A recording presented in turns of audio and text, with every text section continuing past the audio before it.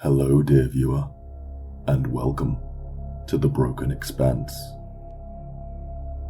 Hello again to you all. It's certainly been a while. While I've been off being the most consistent creator on the platform, a lot has happened in the world. Some good, mostly bad. So I truly mean it when I say that I hope you're all doing well. Now with that being said, for today's delve into the deeper, darker recesses of reality, we'll be taking a look at a particularly unsettling urban legend encounter that is sure to leave your hair standing on end. So once again, turn out the lights, sit back, and let's get into the video.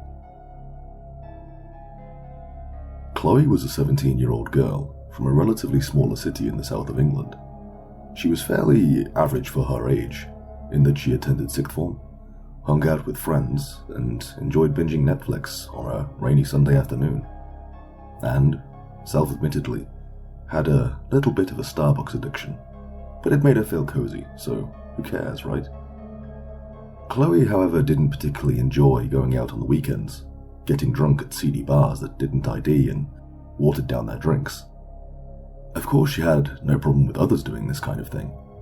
Even her best friends did exactly that most weekends. What Chloe preferred to do was babysit. You heard me correctly. You see, growing up as an only child, Chloe always felt a sense of emptiness and of missing out on what her friends experienced, even when they'd complain to her about how much they hated their siblings. Chloe always just felt herself sigh, feeling somehow lost. And so, babysitting gave her a sense of family in that regard, especially since it was for usually the same family, the Carters, who themselves were family friends with her own parents and were only about a 20-minute drive from her own home, albeit in the outskirts of the city that was far more rural. She felt as though over the 18 months or so she'd been doing this, the kids she babysat had become like her own brothers and sisters, and that they seemed to care for her just as much, always laughing and joking, talking candidly about the pains of growing up, or some teacher who always seemed moody, or even busting a move on Dance Dance Revolution. They cared deeply for one another, and Chloe was, in their hearts, their big sister. One chilly November night, Chloe arrived at the Carters' home after being dropped off by her dad. Smiling to herself, she rang the doorbell and was swiftly greeted by the usual warmth and happiness and hugs from the family. Mrs. Carter already dressed up and ready to go out for a romantic night with her husband, while Mr. Carter was, as usual, struggling to get his tie to sit straight. After a small chat about how school was going, and how Chloe's parents were, and what time the Carters would be home, Mr. Carter, now correctly tied, came over and handed Chloe some money for takeout for herself and the kids, before finally asking her if there's anything else she needed, before smiling kindly and wishing her a pleasant evening. Mrs. Carter did the same, and both walked out the front door to get into their Uber. Chloe, upon entering the living room, was met with an uproar of cheers and bright faces from the three kids, Seth, Katie, and Charlie, rushing over to hug her and excitedly talk over one another, asking what they were going to do that night. And after discussing that evening's itinerary, they got on with their night of fun. First it was showing Chloe the new things they had or had done. Then Seth told his new favorite fart joke, and Chloe showed off her new phone case that had a very kawaii cat chibi on it. This was then followed by several new episodes of My Hero Academia, lots of KFC delivered and very rapidly eaten, a semi-scary movie, and lastly a bit of Mario Kart. However, all things must come to an end, and at 11 PM sharp, Chloe had the kids ready for bed, teeth brushed, and lights out, and was back downstairs quietly laughing to herself about the night she just had, and browsing Instagram to see her friends' embarrassing drunken uploads. At this point, her phone starts to ring. Being a call from a privated number, she hesitates to answer, but thinking that perhaps Mr. and Mrs. Carter's phone had somehow died, and they were ringing from another phone, she answered. But what she heard was not the Carters.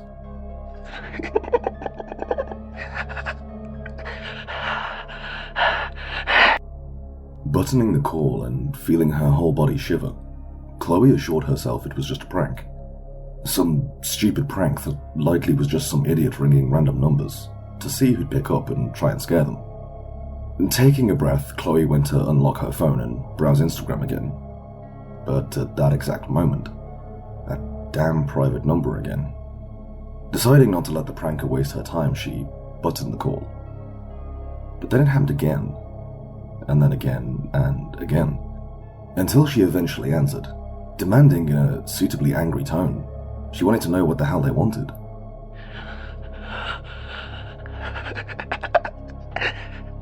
Have you checked on the children? The phone cuts off, and Chloe's eyes open wide as she feels her blood run cold. She runs as fast as her legs would carry her up the stairs, completely disregarding her own safety, with only primal necessity to protect the kids. She entered each of the rooms, cautiously gazing around for any sign of intruders, with her fists tightened with such force that her fingers were throbbing. However, no one, and nothing. Even the kids were fast asleep, snuggled up in their respective beds, without a care in the world. Finally letting out what felt like her first breath in 5 minutes, Chloe assured herself it was probably just some weirdo from school, knowing that she babysits on Saturday nights, and using that information to freak her out. Annoyed, frustrated, but ultimately grateful that all was well, she exited the bedroom and made her way back downstairs, rubbing her eyes and wondering who the hell tries to freak a babysitter out late at night. Sitting back on the chair at the kitchen island, she pulls her phone back out and... Now more annoyed than frightened, Chloe answers and begins to tell whoever it was on the other end that they aren't as funny as they think they are, and that they need to grow the hell up. But, while in the middle of saying this, all she hears is the same giggling and heavy breathing. She pauses, feeling somehow uncomfortable and unsettled. She begins again telling the creep that the kids are fine and that the individual needs to get a life. Then, words that were so terrifying that she felt herself start to seize up. They are for now, but I needed you to go upstairs. What? Why? How else would I get through the back door unnoticed? In horror, Chloe looks at the back door opposite to where she sat, her whole self tingling and numbing from adrenaline. She buttons the phone, placing it on the surface, and walks, gasping and gulping, to the back door, reaching out her hand to the handle, with time moving at what seemed half the speed it would naturally. She places her trembling hand on the handle and pushes down. Open. With new vigor, she runs at full pelt towards the stairs and up them, reaching the top and almost sliding full force into Katie's and Charlie's bedroom door at the top of the stairs. She feverishly opens it, looking around for any signs of danger. Seeing none, quickly wakes the children up. In a half daze, they look at a clearly distressed Chloe, who at this point isn't bothered about explaining the situation calmly, just screaming at them to get up. She pulls the cover off of Katie and runs over and scoops up Charlie, grabbing Katie's hand on the way back. Stood in the doorway, Chloe looks down the dark hallway to Seth's room. Breathing heavily, she tells Katie and Charlie to stay calm and just do as she says. Slowly, they make their way to Seth's room. Chloe's eyes darting around in the darkness the whole time. Edging closer and closer, they finally reach the room. Not sure if this psycho is inside or outside the room. Chloe opens the door in the same manner as ripping off a plaster. Panting, she looks around until her eyes meet the corner where Seth's bed is, and for just a moment, her heart stops as she sees a figure sitting up in the bed, staring through the darkness. Quickly now, she turns and hits the light. Sighing in relief, she sees Seth, sitting up, more awake and more aware than his siblings. He looks at her in confusion and fright, asking quickly, but whispered, "What's going on?" Chloe utters back, saying that she thinks a very bad man is in the house, and that she's going to keep him safe no matter what. She tells Katie to sit on the bed and, lowering Charlie to the floor, instructs the same.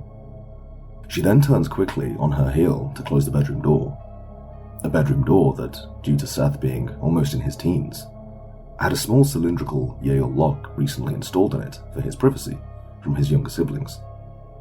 Not perfect by any means, but hopefully enough to slow the intruder down what the police are called. Feeling as though it's only a matter of time until the situation is resolved, while arguably still more scared than she'd ever been, Chloe let out a sigh of relief as she reached into her pocket for her phone. But it wasn't there. The weight of the situation once again began to crush her, as she remembered exactly where she left it. On the kitchen counter, when she went to go and check the back door. They were left up there, alone, with no parents, no police, no phone, no neighbors nearby. She had only two options. Wait until Mr. and Mrs. Carter got home, hoping that this intruder didn't harm them when they did. Or regrettably, go back out for the phone. Again, selflessly and out of fear for her surrogate siblings, Chloe decided on the latter. Leaving Seth in charge as the oldest, she told the kids that she needed to go and get the phone and assured them that everything would be okay, but that as soon as she leaves, to lock the door behind her and not to open it for anyone except her. She presses her ear against the door, listening for breathing or creaking floorboards or anything that could otherwise indicate that the intruder was near. Nothing. Not a sound. So she slowly unlocks the door and opens it just a little. Just enough to look down the hallway. All clear. She looks one last time at the kids and smiles, assuring them that everything will be fine and that she'll be back before they know it. Then, with a small nod to Seth, she exits the room. The door closes behind her and she hears the unmistakable sound of the chambers of the lock closing. Trying to move quickly yet quietly, she's hyper-aware of every shadow, every movement, and even the sound of her own breath. She made her way across the landing to the top of the stairs, before cautiously ebbing her way down them, until, finally, at the bottom. Turning right and then left, she makes her way through the living room and then right again to the open-plan kitchen. No sign of anyone, anywhere. No noise, and the kids haven't called out yet either, thankfully. This seems to be going well, for now at least. And there it was, her phone, sitting exactly where she'd left it on the counter. She grabbed it with lightning speed, quickly dialed the police, putting the phone onto her ear before turning to make her way slowly back to the bedroom. Dispatch answered the phone instantly, much to Chloe's delight. Hello, 999, what service do you need? Please. Chloe stutters through her clenched jaw and stuttering larynx. Hello, police department. What's your emergency? Chloe, still slowly making her way back from the kitchen and through the living room, forces out the words to inform dispatch about the intruder, while understandably gulping and trying to hold back tears. Okay, ma'am. There's an intruder, and you and 3 children are in the household, correct? Yes. Okay, can you give me an address? Yes, it's... Ma'am? Ma'am, are you there? I need an address.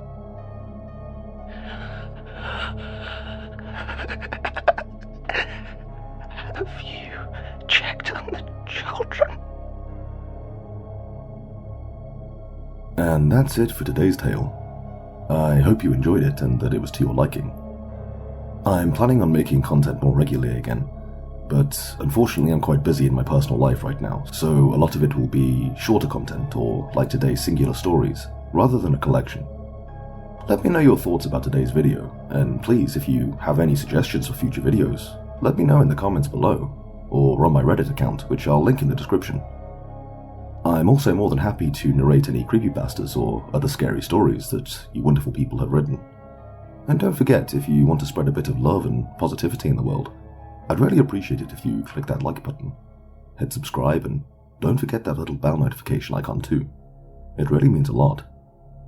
And as always, take care everyone. and don't stray too far from the path, lest you end up in the Broken Expanse.